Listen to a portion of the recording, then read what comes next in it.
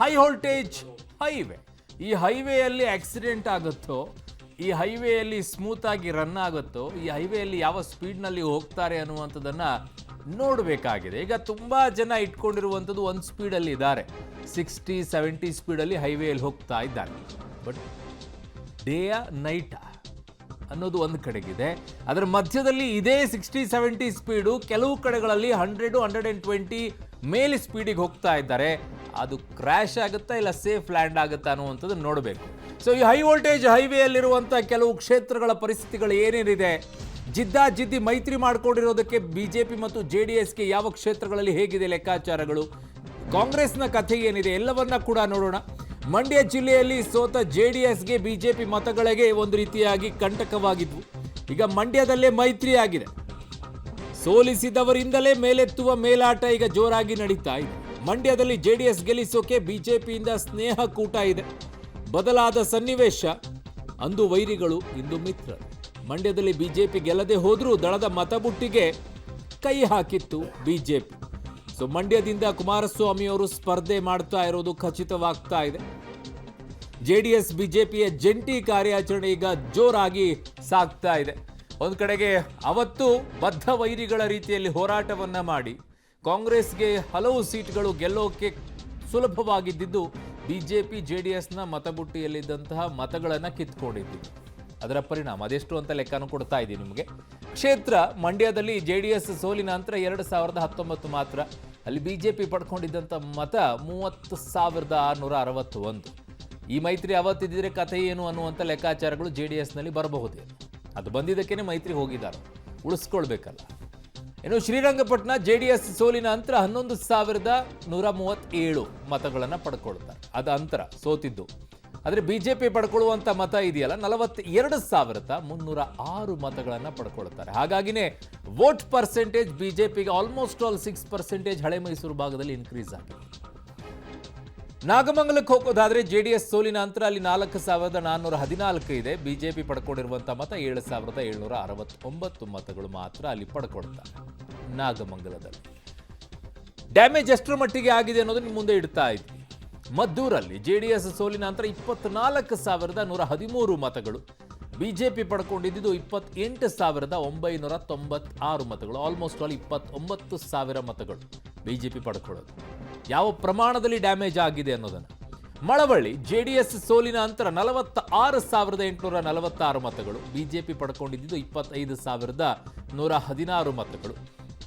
So ಎಷ್ಟೆಲ್ಲ damage ಆಗಬೇಕಾಗಿತ್ತು JDSಗೆ ಅಷ್ಟೆಲ್ಲ ಡ್ಯಾಮೇಜ್ಗಳು ವಿಧಾನಸಭೆಯಲ್ಲಿ ಆಗೋಗಿದೆ. ಬಟ್ ಅದೇ ವೈರಿಗಳು ಈಗ ಮಿತ್ರರಾಗಿ ನಿಂತ್ಕೊಂಡಿದ್ದಾರೆ. ಎಲ್ಲಿಯವರೆಗೂ ಅಂತ ಗೊತ್ತಿಲ್ಲ. ಮೇಲುಕೋಟೆ JDS ಸೋಲಿನ ನಂತರ 10,862 ಮತಗಳ ನಂತರ ಬಿಜೆಪಿ ಪಡ್ಕೊಂಡಿದ್ದು 6,470. ಒಂದು 2-3 ಕ್ಷೇತ್ರಗಳಲ್ಲಿ ಸೋಲಿನ ನಂತರ JDSಗೆ ಜಾಸ್ತಿ ಇದೆ ಬಿಜೆಪಿ ಪಡ್ಕೊಂಡಿರುವಂಥ ಮತಗಳನ್ನು ನೋಡಿದ್ರೆ. KR-ಪೇಟೆಗೆ ಹೋಗೋದಾದ್ರೆ JDS ಸೋಲಿನ ನಂತರ 22,344 ಮತಗಳಿದ್ರೆ ಬಿಜೆಪಿ ಪಡ್ಕೊಂಡಿದ್ದೇ 38,151 ಮತಗಳು. ಸೊ ಹಾಗಾಗಿ ಇದು ಬಹಳ ದೊಡ್ಡ ಮಟ್ಟದ ಪೆಟ್ಟನ್ನ ಬಿಜೆಪಿ JDSಗೆ ಕೊಡ್ತು. ಇದರ ಪರಿಣಾಮವಾಗಿ ಕಾಂಗ್ರೆಸ್ ಸುಲಭವಾಗಿ ಅಲ್ಲಿ ಗೆಲ್ಲೋದಕ್ಕೆ ದಾರಿಯನ್ನ ಮಾಡಿಕೊಡ್ತು. ಈ ಕಾರಣಗಳಿಂದಾಗಿ ಇವೆಲ್ಲ ಏನು ಕಾಣಿಸ್ತಾ ಇದೀವಿ ಚಿತ್ರಣವನ್ನು ನಾವು ನಿಮಗೆ ತೋರಿಸ್ತಾ ಇದ್ವಿ. ಬಟ್ ಈ ಚಿತ್ರಣವನ್ನು JDS ಆಲ್ರೆಡಿ ಕ್ಯಾಲ್ಕುಲೇಷನ್ ಮಾಡ್ಕೊಂಡಿರುತ್ತೆ. ಮಾಡ್ಕೊಂಡ ನಂತರನ ಮೈತ್ರಿ ಕೈ ಹಾಕೊಂಡಿರುತ್ತೆ. ಹಿಂಗೆ ಮಾಡ್ತಾ ಹೋದ್ರೆ ನಮ್ದು ಪೂರ್ತಿ ಖಾಲಿ ಆಗೋಗುತ್ತೆ ಅಂತ ಹೇಳಿ. ಸೊ ಎಲ್ಲವನ್ನೂ ಕೂಡ ನೀವು ನೋಡ್ತಾ ಇದ್ದೀವಿ. ನೋಡೋಣ. ನಮಗಿದೆ ಬರಬೇಕು ಅಂತಕ್ಕಂಥ ಆದೇಶ ಮತ್ತು ಸಲಹೆಯನ್ನು ಕೊಟ್ಟಿದ್ದಾರೆ. ಆದೇಶ ಕಾರ್ಯಕರ್ತರಿಂದ ಬಂದಿರತಕ್ಕಂಥದ್ದು. ನಮ್ಮ ಹಳೆ ಸ್ನೇಹಿತರು ಹೇಳಿಲ್ವೇ, ಪುಟ್ಟರಾಜು ಅವರ ಹೆಸರು ಹೇಳಿಲ್ವೇ, ನಮಗೆ ನಮ್ಮ ಪಕ್ಷದಲ್ಲಿ ಪುಟ್ಟರಾಜು ಅವರು, ತಮ್ಮಣ್ಣ ಅವರು ಅಭ್ಯರ್ಥಿಗಳಾಗ್ತಕ್ಕಂಥ ವಿಷಯದಲ್ಲಿ ನಮ್ಮಲ್ಲಿ ಸುದೀರ್ಘವಾಗಿ ಹಲವಾರು ಬಾರಿ ಚರ್ಚೆ ಮಾಡಿದ್ದೇವೆ. ಆದರೆ ಕಾರ್ಯಕರ್ತರುಗಳಲ್ಲಿ ಇವತ್ತು ಜಿಲ್ಲೆಗೆ ಕುಮಾರಣ್ಣ ಬರಬೇಕು ಅಂತಕ್ಕಂಥ ಒಂದು ಅಪೇಕ್ಷೆ ಏನಿದೆ, ನಮ್ಮ ಪಕ್ಷದ ಮುಖಂಡರು ಪುಟ್ಟಣ್ಣ ಅವರು ಮೇಲ್ಕೋಟೆ ದೇವಸ್ಥಾನದಲ್ಲಿ ಏನೋ ಒಂದು ರಥೋತ್ಸವ ಏನೋ ಪೂಜೆ ಏನಿತ್ತು, ಓಪನ್ ಆಗಿ ನನ್ನ ಗಮನಕ್ಕೂ ಬರದೆ ಕುಮಾರಣ್ಣನೇ ಅಭ್ಯರ್ಥಿ ಅಂತೇಳಿ ನಾನು ಆಸ್ಪತ್ರೆಯ ಟೇಬಲ್ ಮೇಲಿದ್ದೆ, ಅವರು ಘೋಷಣೆ ಮಾಡಿದ್ದಾರೆ. ರಾಜ್ಯದ ಎಲ್ಲ 28 ಕ್ಷೇತ್ರಗಳಲ್ಲಿ ನಮ್ಮ ಪಕ್ಷದ ಕಾರ್ಯಕರ್ತರು, ಅದೇ ರೀತಿ JDS ಪಕ್ಷದ ಕಾರ್ಯಕರ್ತರು ಒಗ್ಗಟ್ಟಾಗಿ ಒಂದಾಗಿ ಕಾಂಗ್ರೆಸ್ ಪಕ್ಷವನ್ನ ಧೂಳಿಪಟ ಮಾಡ್ತಕ್ಕಂಥ ಕೆಲಸ ನಮ್ಮ ನಿಮ್ಮಲ್ಲಿ ಇರ್ತಕ್ಕಂಥದ್ದು. ಮಾನ್ಯ ಮಾನ್ಯ ಕುಮಾರಸ್ವಾಮಿ ಅವರು ಕೂಡ ರಾಜ್ಯದಿಂದ ಪ್ರವಾಸ ಮಾಡಿರುತ್ತಾರೆ. ಮಾಜಿ ಪ್ರಧಾನಮಂತ್ರಿ ದೇವೇಗೌಡ 28 ಕ್ಷೇತ್ರದಲ್ಲಿ ಮೊದಲ ಚುನಾವಣಾ ಫಲಿತಾಂಶ ಬಿಜೆಪಿ ಜೆಡಿಎಸ್ ಪರವಾಗಿ ಮಂಡ್ಯ ಲೋಕಸಭಾ ಕ್ಷೇತ್ರ ಬರಬೇಕು. ಸೊ KR-ಪೇಟೆದಾಗಲೇ ಹೇಳ್ತಾ ಇದ್ದೆ ನಿಮಗೆ, ಅಲ್ಲಿ ಸೋಲಿನ ಅಂತರ ನಿಮಗೆ ಇದ್ದಿದ್ದು 22,344 JDSಗೆ ಇದ್ದಿದ್ದು. BJP ಪಡ್ಕೊಂಡಿದ್ದು ಅಲ್ಲಿ 38,151 ಮತಗಳು. ಡಿಫ್ರೆನ್ಸ್ ನೋಡ್ಕೊಳ್ಳಿ ಹೇಗೆ ಅಂತ ಹೇಳಿ. ಸೊ ಇದು ಅಲ್ಲಿ JDS ಗೆಲುವಿನ ಅಂತರ ಹೇಗಿದೆ ಅನ್ನುವಂಥದ್ದನ್ನು ನೀವು ನೋಡಿದ್ದೀರಾ. ಸೊ ಇನ್ನುಳಿದಂಥದ್ದು ಮೈಸೂರು ಗೆದ್ದೇ ಗೆಲ್ಲುವಂಥ ಹೊಣೆಯನ್ನು ಸಿದ್ದರಾಮಯ್ಯನವರು ಹೊತ್ಕೊಂಡಿದ್ದಾರೆ ಈಗ. ಸೊ ಬೆಂಗಳೂರು ರೂರಲ್ ಮತ್ತು ಮಂಡ್ಯದಲ್ಲಿ DK ಶಿವಕುಮಾರ್ ಪವರ್ ಪ್ಲೇ ಈಗ ನಡೀತಾ ಇದೆ. ಸೊ ಬೆಂಗಳೂರು ಮತ್ತು ಮೈಸೂರು ಈ ರೇಸ್ ಜೋರಾಗಿದೆ. ಹೈ ವೋಲ್ಟೇಜ್ ಹೈವೇ ಈಗ ಪವರ್ಫುಲ್ ಆಗಿ ನಿಂತುಕೊಳ್ಳುತ್ತಾ ಇದೆ. So Bengaluru to Mysuru race high voltage highway ಜೋರಾಗಿದೆ. 3 ಕ್ಷೇತ್ರಗಳಲ್ಲೂ ಕೂಡ ಕಾಂಗ್ರೆಸ್ಗೆ ಮೈತ್ರಿ ಪಡೆ ಚಾಲೆಂಜನ್ನು ಹಾಕಿದೆ. ಈಗ ಸಹೋದರರನ್ನ ಗೆಲ್ಲಿಸಬೇಕು, ಮಂಡ್ಯ ಕೋಟೆಯನ್ನು ಕಾಯಬೇಕು. DCM DK ಶಿವಕುಮಾರ್ಗೆ ಸವಾಲಿನ ಮೇಲೆ ಈಗ ಸವಾಲು ಬಹುದೊಡ್ಡದಾಗಿದೆ.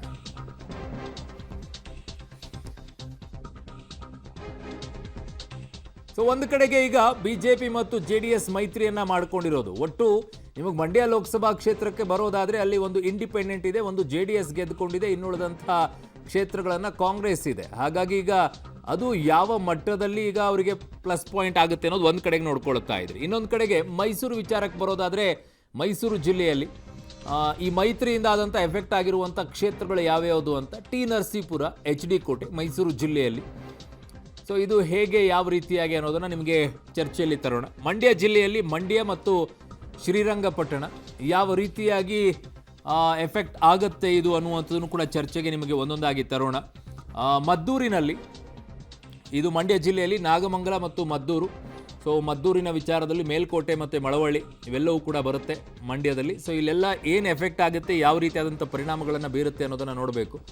ರಾಮನಗರ ಜಿಲ್ಲೆಗೆ ಬರೋದಾದರೆ ರಾಮನಗರ ಮತ್ತು ಮಾಗಡಿ. ತುಮಕೂರು ಜಿಲ್ಲೆಗೆ ಬರೋದಾದರೆ ಕುಣಿಗಲ್ ಮತ್ತು ಗುಬ್ಬಿ. ಕುಣಿಗಲ್ ಬೆಂಗಳೂರು ಗ್ರಾಮಾಂತರಕ್ಕೆ ಸೇರಿಕೊಳ್ಳುತ್ತೆ. ತುಮಕೂರು ಜಿಲ್ಲೆಯಲ್ಲಿ ಮತ್ತೆ ಶಿರಾ ಮತ್ತು ತಿಪಟೂರು ಈ ಭಾಗಗಳಲ್ಲಿ ಬಹು ದೊಡ್ಡದಾದಂತಹ ಪ್ಲಸ್ ಆಗುತ್ತೆ.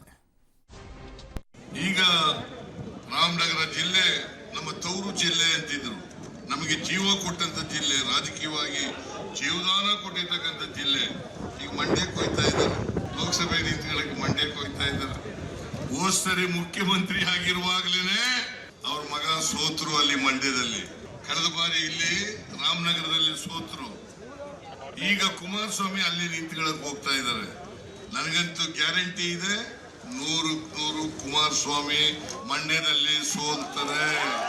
DK ಸುರೇಶ್ ಅವರು ಒಬ್ಬ ಪಂಚಾಯತಿ ಮೆಂಬರ್ ಆಗಿ, ಪಂಚಾಯತಿ ಚೇರ್ಮನ್ ಆಗಿ, ಒಬ್ಬ ಮುನ್ಸಿಪಾಲಿಟಿ ಮೆಂಬರ್ ಆಗಿ ಇವತ್ತು ನಿಮ್ಮ ಕೆಲಸವನ್ನು ಮಾಡಿ ಇವತ್ತು ಈ ಕ್ಷೇತ್ರದಲ್ಲಿ ಮಾನ್ಯ ಶ್ರೀ ದೇವೇಗೌಡರು ಲೋಕಸಭಾ ಸದಸ್ಯರಾಗಿದ್ರು, ಕುಮಾರಸ್ವಾಮಿ ಅವರು ಲೋಕಸಭಾ ಸದಸ್ಯರಾಗಿದ್ರು. ಅವರು ಕೂಡ ನಿಮ್ಮ ಕ್ಷೇತ್ರಕ್ಕೆ, ನಿಮ್ಮ ಹಳ್ಳಿಗೆ